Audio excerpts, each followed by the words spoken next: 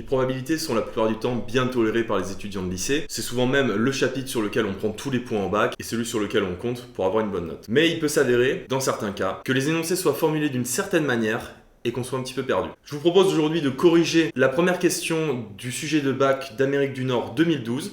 Et vous allez voir, il n'y a rien de si compliqué que ça, mais la formulation peut prêter à confusion. Je le sais parce que j'ai eu le cas de nombreuses fois en cours particulier. Je vous donne les éléments de contexte. On se trouve dans une association multisport et 30% des membres de cette association pratiquent le tennis. On sait que un quart des femmes font du tennis et un tiers des hommes font du tennis. La question, quelle est la probabilité d'être une femme dans cette association? Et avant de répondre directement à la question, j'aimerais qu'on passe en revue toutes les erreurs qu'on peut faire, toutes les erreurs de raisonnement, ou du moins toutes les mauvaises pistes. Parce que généralement, quand on a ce genre de questions, ce qu'on va avoir tendance à faire, c'est de faire un arbre de probabilité. Alors, l'arbre de probabilité qu'on peut faire, ce serait celui-là. Donc, à deux branches, comme ceci, hop. Parce que ce que l'on sait, c'est soit faire du tennis, soit ne pas en faire, soit être un homme, soit être une femme. Donc à chaque fois, il y a deux possibilités. On voit bien qu'il n'est pas pertinent de commencer par mettre homme et femme ici, parce que justement, on ne connaît pas la probabilité d'être un homme ou d'être une femme. Donc ce qu'on va pouvoir noter, c'est ici la probabilité de faire du tennis et la probabilité de ne pas en faire, que je note T bar. Donc T, on a dit que c'était 30%, donc j'écris 30%, j'aurais pu écrire 0,3, ça aurait été un petit peu plus propre, donc ici je vais corriger, je vais écrire 0,7. Mais maintenant ici, la probabilité d'être un homme et la probabilité d'être une femme, et ben c'est ça le problème, c'est qu'elle n'est pas si simple à trouver, elle est même pas possible, parce que il faudrait qu'on sache le nombre d'hommes qui sont dans la section tennis et le nombre de femmes qui sont dans la section tennis. Et c'est tout là, en fait, le piège de l'énoncé. C'est qu'on vous dit un tiers des hommes font du tennis, un quart des femmes font du tennis. Et la question que vous devez vous poser, c'est cette formulation, est-ce que ça correspond à P de T sachant F, ou sachant H, peu importe, ou à P de F sachant T? Vous voyez, c'est ça en fait l'erreur qui est faite souvent par les étudiants, c'est dans les probabilités conditionnelles, ne pas comprendre qui est qui. Et souvent, c'est même pas des maths, c'est juste du français. Ici, on cherche la probabilité de faire du tennis, sachant qu'on est une femme, d'accord? Alors que là, c'est la probabilité d'être une femme, sachant qu'on fait du tennis. Donc en fait, cette probabilité-là, c'est ni plus ni moins que la proportion de femmes qu'il y a dans les gens qui font du tennis. D'accord? Or, je vous rappelle que un quart des femmes et un tiers des hommes font du tennis et que un quart plus un tiers, ça ne fait pas 1.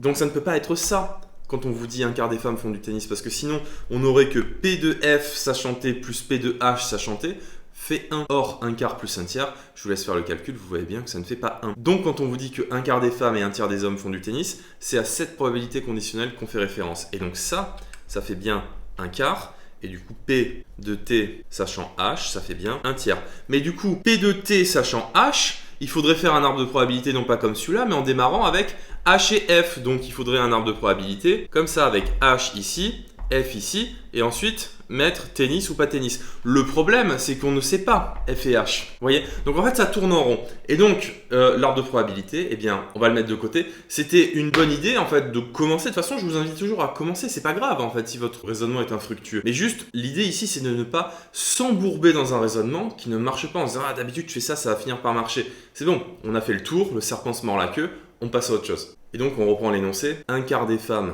font du tennis. Un tiers des hommes font du tennis. Et on sait que 30% des adhérents font du tennis. Ce qui veut dire que 30% des adhérents, donc j'écris 30 sur 100, vraiment comme ça, eh bien ça représente un quart des femmes plus un tiers des hommes. Voilà. En fait, il est aussi simple que ça, l'énoncé. Donc, c'est pas du tout un exercice qui est difficile. Hein. C'est pas ce que j'ai dit. Je dis simplement qu'il peut être difficile de comprendre qu'il faut écrire les choses comme ça. Et ensuite, la deuxième difficulté, qui n'en est pas vraiment une ici, généralement, les élèves qui arrivent à écrire ça, ils comprennent l'étape d'après, c'est que F et H, en mathématiques, sont complémentaires. Donc, on dit que F plus H égale 1. Alors, c'est P de F et P de H, mais pour alléger l'écriture, j'écris F et H. C'est bon, on va s'en sortir comme ça. Et nous, ce qu'on veut là-dedans, c'est remplacer H par F, pour avoir la probabilité de F, en fait, avoir que du F. Donc ce qu'on va écrire, c'est que H égale 1 moins F.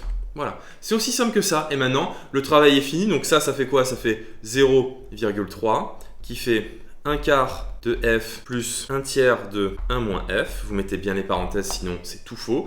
Ok, donc on a une équivalence, évidemment. Donc 0,3 égale, allez, je détaille un petit peu, un quart de F plus un tiers moins un tiers de F. Bon, d'accord. Alors, ce qu'on peut faire ici, c'est on va directement mettre au même dénominateur. Donc là, ça fait 3 douzièmes de F moins 4 douzièmes de F. Donc ça fait moins 1 douzième de F. Et là, on a 3 sur 10 moins 1 tiers, d'accord? Donc on va écrire que ça, tout ça, c'est équivalent à 3 sur 10 moins 1 sur 3, qui est égal à moins 1 sur 12 de f. D'accord, bon bah là c'est terminé. On multiplie par 3 en haut et en bas, par 10 en haut et en bas. On a donc du 9 sur 30 moins 10 sur 30, donc ça nous fait moins 1 sur 30, qui est égal à moins 1 sur 12 f. Donc on peut enlever les moins, d'accord, tout simplement. Et donc c'est équivalent au fait que f est égal à 12 sur 30. Alors, bien évidemment, vous ne laissez pas ça comme ça, parce que c'est pas beau, ok? On peut améliorer un petit peu. Donc, 12 et 30, ils ont quoi comme facteur commun? Ils ont 6, et donc ça nous fait 2 sur 5. Voilà, tout simplement. La probabilité de f, c'est 2 sur 5. 2 sur 5, ça fait 40%. Donc, il y a 40% de femmes dans l'association, d'accord? Mais pas dans la partie tennis. Il y a 40% de femmes dans l'association en tout. Et la question d'après, qu'on ne va pas corriger aujourd'hui, parce que je corrigerai la suite de l'énoncé dans la prochaine vidéo, c'est simplement de trouver la probabilité d'être une femme, sachant qu'on fait du tennis. Donc vous utilisez simplement la formule des probabilités conditionnelles. Donc P de F sachant T, c'est P de F inter T sur P de T. Vous avez tous les éléments parce qu'on a toutes les probabilités. Vous pouvez déjà répondre à cette question avant d'attendre la semaine prochaine. La semaine prochaine, on va parler de loi binomiale. Je vais vous expliquer un petit peu plus en détail ce que c'est la loi binomiale pour que vous compreniez bien de quoi il s'agit, parce que, encore une fois, il y a beaucoup d'élèves dans les cours particuliers qui ne comprennent pas exactement de quoi on parle. Les amis, j'espère que ça vous a plu, que ça vous a intéressé, que ça vous a aidé. Si vous avez des idées de vidéos, vous me les faites savoir dans la section commentaires. N'oubliez pas de liker et de partager à vos amis. Et moi, je vous dis à la prochaine.